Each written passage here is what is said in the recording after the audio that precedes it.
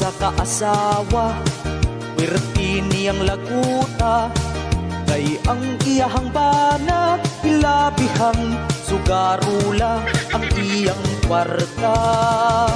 Pawi ipusta,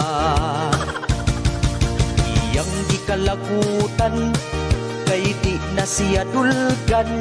Maayo pa kuno ang manok, pirmi pang gi-injeksyonan, siya intawon, wa na natuslukan.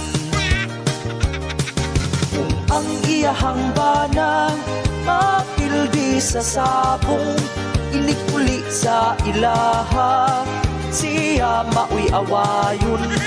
Tungod sa kalagot niya, iyahang gibantayan, iniglakaw sa iyang bana, ihawon niyang hiniktan, isudan. Banaway kalibutan, dito na sa sabungan, iyahang giihaw o gitula ang hiniktan, perting lamia sa ilang sudan.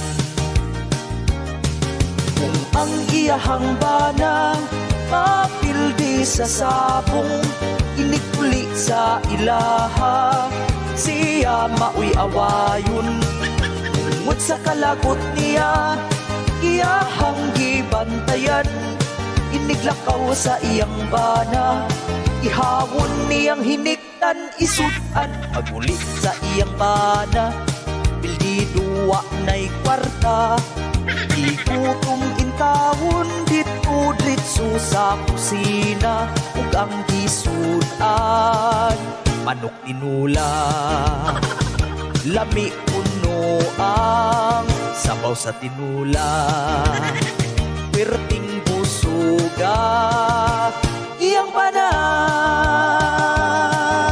Wa siya nakabalo, ang hiniktan di ay to